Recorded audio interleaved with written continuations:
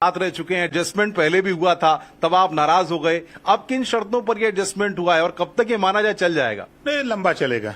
ये लंबा चलने का कारण भी है। देखिए, अब जिस चीज को लेके हम परेशान थे, हाई कोर्ट ने अभी इसी 14 को भी एक आदेश दिया है। 4 आदेश हो चुका। एक 11 मार्च 2022 को आदेश हुआ, अभी इधर फिर आदेश हुआ और अल्टीमेटम मतलब उत्तर प्रदेश सरकार को दिया कि भर राज्यभर जाति को 2 माह के अंदर अनुसूचित जनजाति में शामिल करने का प्रस्ताव केंद्र को उत्तर प्रदेश सरकार भेजे। इसको लेकर के मुख्यमंत्री जी से भी हमारी बातचीत हुई, गृह मंत्री जी से भी बात हुई, अकेले मिलेंगे प्रधानमंत्री जी से तो उनसे भी बात करेंगे। तो ये हमारी कम्युनिटी के लिए, क्योंकि देश की राजनीति में चाहे वो शिक्षा हो, स्वास्थ्य हो, रोजगार हो, नौकरी हो, शून्य की स्थिति हमारे समाज की है। एक भी आईएएस पूरे देश में नहीं है, थाने पर दरोगा नहीं है, सिपाही नहीं है, और तो छोड़ दीजिए। तो इसको लेकर के हम पिछली बार हमारा यही मामला था और कोई बात नहीं थी। लेकिन पिछड़े अति पिछड़ों की जो आप लड़ाई और हक की बात करते हैं, पहले भी जब साथ थे वही मुद्दे थे, आज भी जब साथ हैं तब भी वही मुद्दे हैं, तो मुद्दों में तो कोई परिवर्तन नहीं हुआ है। हम अपने मुद्दों से पीछे नहीं हटते और वही काम, जैसे देखिए माननीय प्रधानमंत्री जी का एक चीज हमको अच्छा लगा कि जो पिछड़ा वर्ग आयोग गठित करके जो हायर एजुकेशन में रिजर्वेशन पिछड़ों को मिला, इसके पहले किसी पार्टी ने पहल नहीं की। जबकि लंबे समय से उत्थान के लिए काका कालेलकर आयोग, मंडल कमीशन, रोहिणी आयोग, तमाम रोहिणी आयोग भी इसी सरकार में बना, वो भी अपने काम पर लगे हैं। तो जो योजनाएं धरातल पे, सबसे मजे की बात कि धरातल पे जो योजनाएं कागज पे यहाँ बन रही हैं, दिल्ली ये लखनऊ जा रही हैं और लखनऊ से सीधे वो धरातल पे पहुंच रही हैं। तो ये चीजें जनता को लग रहा है कि नहीं यहाँ काम हो रहा है, क्योंकि 19 साल सपा बसपा यूपी में राजनीति की है। और क्या वजह है कि इन दोनों से नाराज होकर के 40 साल कांग्रेस ने शासन किया, नाराज होकर के आज 38% वोट वो सीधे मूव कर गया बीजेपी के साथ। आज ये लोग कहां खड़े हैं देख लीजिए आपके साथ। सवाल ये भी चल रहा है कि जब समाजवादी पार्टी से आपकी अनबन हुई, उसके बाद से आप लगातार इस कोशिश में थे कि मायावती से कुछ बात हो जाए या फिर और किसी तरह से कहीं हमारा साथ हो जाए, लेकिन सफलता नहीं मिली। तो ब्रजेश पाठक जो है वो आपके अच्छे मित्रों में बन के सामने आए और उन्होंने एक रोड मैप रास्ता आपके लिए तैयार कर दिया बीजेपी में।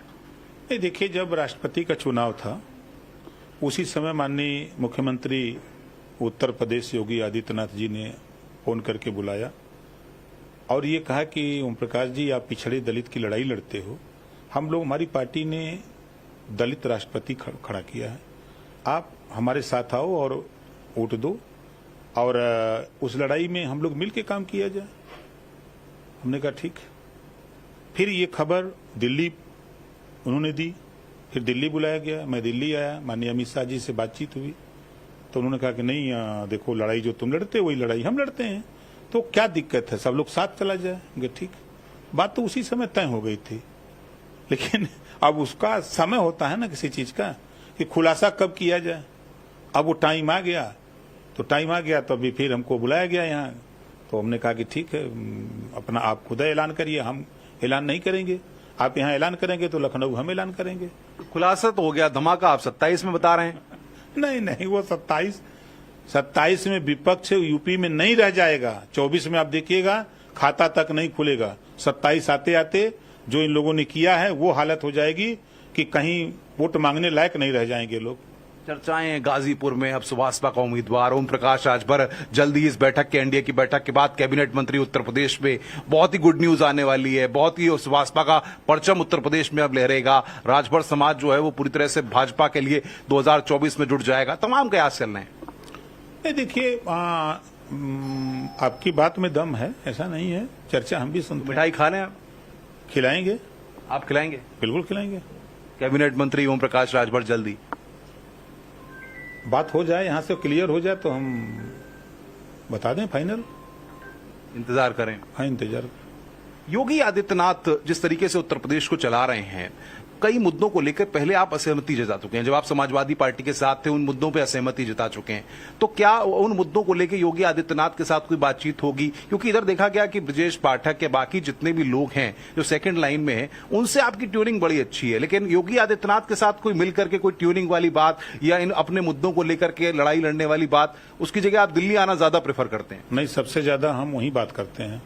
माननीय मुख्यमंत्री योगी आदित्यनाथ जी से राष्ट्रपति चुनाव और आज के बीच में कम से कम नहीं कुछ तो हमको अंदाज है कि 2 दर्जन बार मैं मिला हूं।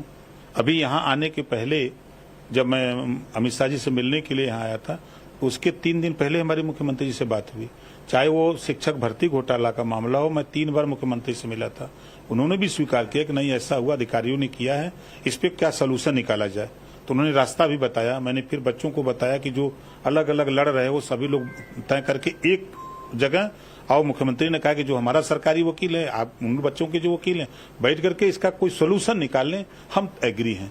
ऐसा नहीं है कि अंदर हम खूब हर मुद्दे पर चर्चा करते रहते हैं, तो उसका वो विकल्प भी खोजते हैं। लेकिन जैसे हम कहते हैं, जैसे मायावती जी हैं और अखिलेश जी हैं, यूपी को सोनिया जी या राहुल जी देखते हैं।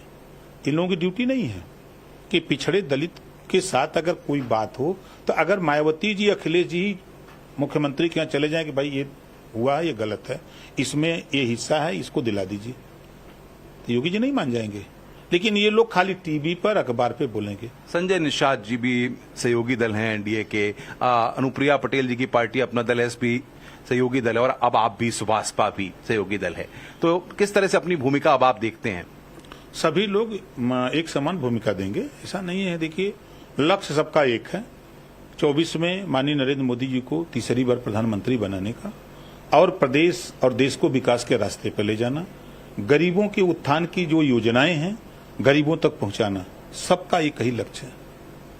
खुशी काफी हो रही होगी कि काफी दिन से सियासत में आप मुद्दे तो बहुत सारे उठा रहे थे, लड़ाई भी बहुत सारे लड़ रहे थे, लेकिन सफलता अब एनडीए में आकर के आपको मिलेगी, और 2024 का जो दंगल है उस पर आप कितनी सीटें मांगेंगे? फिर हम सरकार नहीं बनाओगे भाई, दिल्ली में सांसद हमारे हो जाएं, बस इतना है, उपस्थिति हो जाए, वहां से लखनऊ से प्रस्ताव आ जाए तो यहाँ वो प्रस्ताव को लेकर के अपना करा के पास करा दें, और जो चीजें हैं समाज की विकास के जो योजनाएं यहाँ से जाएं, उस योजनाओं की जानकारी हमको मिलते रहे, वहाँ मुख्यमंत्री से भी मिल करके उन योजनाओं के धरातल पे हम लोग पहुंचाते रहे। बस बैठक में आज क्या मतलब, किस पे सारे मुद्दे उठाएंगे, कुछ कहेंगे या फिर मुद्दा उठना थोड़ा है, वो तो एक दूसरे से परिचय होगा, हाथ मिलाना, गुलदस्ता देना, यही सब होगा। उसके बाद भोजन होगा, प्रधानमंत्री अपना वो डिनर पार्टी है, सब लोग छाने घोटेंगे, फिर सब लोग अपने अपने घर जाएंगे, और क्या वहां होना है।